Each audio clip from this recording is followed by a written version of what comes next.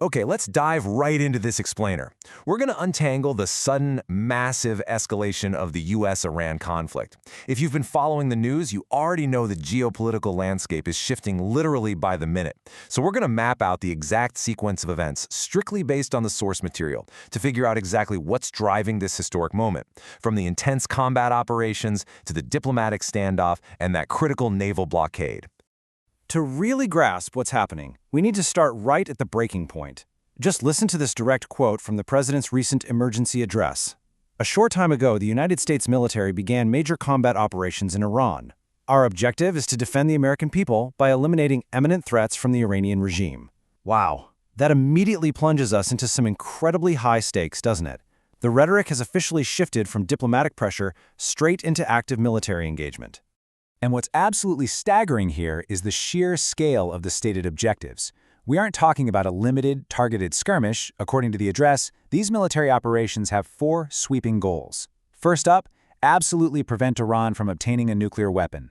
Second, destroy the Iranian missile industry. Third, literally annihilate the Iranian Navy. And finally, stop Iranian-funded terrorist proxies from destabilizing the region. That is a massive, massive undertaking. Now, the number 444 is absolutely crucial for understanding the administration's justification here.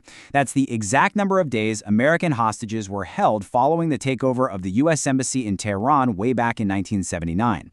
The president specifically pointed to this long, painful history of conflict. He also linked the regime's proxies to the 1983 Marine barracks bombing in Beirut that tragically killed 241 American personnel, along with the USS Cole attack and the more recent October 7th attacks. All these historical data points are basically being used to frame today's military action as the culmination of decades of tension. So, how exactly did we reach this boiling point? Let's quickly trace the timeline. Back in June, the U.S. executed Operation Midnight Hammer, striking nuclear sites at Fordow, Natanz, and Isfahan.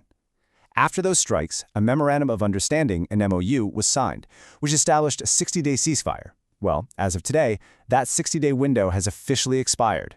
And right on cue, the U.S. military has launched into a massive, ongoing combat operation.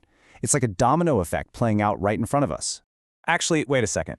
The exact timing of that expiration might not be the only thing driving this. According to recent press calls, specifically an interview with Fox News, the president's patience has basically evaporated. He actually indicated that this 60-day window is now largely irrelevant to his strategy. Instead of waiting around for new negotiations, he's pushing for an immediate capitulation, literally calling on Iran to simply wave the white flag of surrender. No negotiations, just surrender. Which brings us to the first major theater of this conflict, the military front. The president issued an incredibly stark, point-blank ultimatum to the Iranian military apparatus. He stated, "To the members of the Islamic Revolutionary Guard, the armed forces, and all of the police, I say tonight that you must lay down your weapons and have complete immunity, or in the alternative face certain death." Talk about a binary choice. It is total surrender for immunity or certain destruction. There's really no gray area there. But here's where things get really fascinating. While these public ultimatums of certain death are dominating the airwaves, something entirely different is happening behind closed doors. Sources confirm that back-channel communications are actually going on right now. Officials in Washington are speaking directly with hardline members of the IRGC inside Iran. Yes, the exact same top echelon officials who've previously launched attacks against U.S. forces. It's a real duality of public threats versus private talks. And running right alongside that military ultimatum is a massive psychological operation aimed straight at the civilian population. During his address, the president spoke directly to the Iranian people. He warned them to stay sheltered during the bombings, sure, but then he made this incredibly bold appeal. He said, "When we are finished, take over your government. It will be yours to take. This will be probably your only chance for generations." That is a very explicit call for a civilian uprising to parallel the military strikes. All right, let's shift gears for a second, because a second major theater is opening up on the geographic front, the Strait of Hormuz. If you're not super familiar with it, this is a highly strategic maritime choke point right between the Persian Gulf and the Gulf of Oman. A huge chunk of the entire world's oil flows right through this narrow stretch of water. And right now, it's the site of a strict U.S. naval blockade. It's putting unprecedented economic pressure on the regime and rapidly turning into a global flashpoint. Just look at the absolute standoff between the two nations here. On one side, you have the U.S. enforcing this blockade, with the president making the stunning claim that he might soon declare the strait a U.S. territory after defeating Iran. No kidding, an actual U.S. territory. On the flip side, Iran's position is a hard no. They firmly reject this, arguing the strait remains under their strict command and simply cannot be seized by, quote, a tweet or an aircraft carrier. It is a complete and total deadlock. And let's be clear, this is not just tough talk. Based on CENTCOM data from mid-August, the U.S. is heavily enforcing this blockade.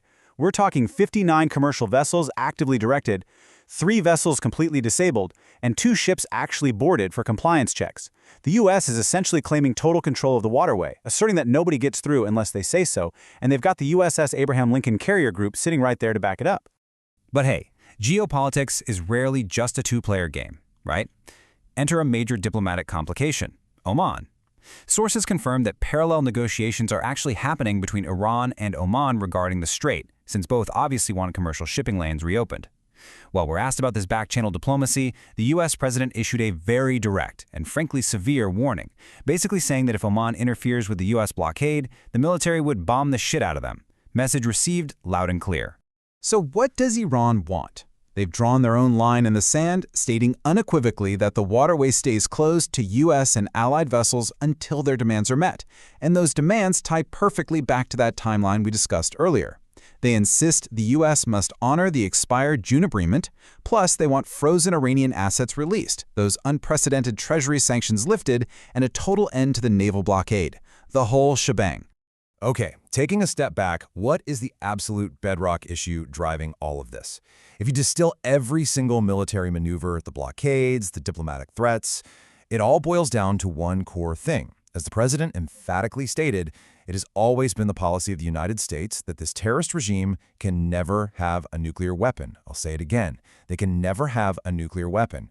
Strictly based on the sources, preventing a nuclear-armed Iran is the ultimate priority driving every single action we're seeing unfold right now.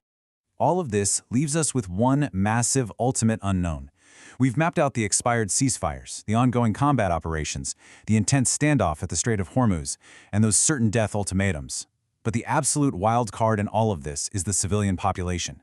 With bombs dropping and unimaginable economic pressure squeezing the country, how exactly will the Iranian people respond to that direct call to overthrow their government? It is a question that will absolutely shape the future of the Middle East.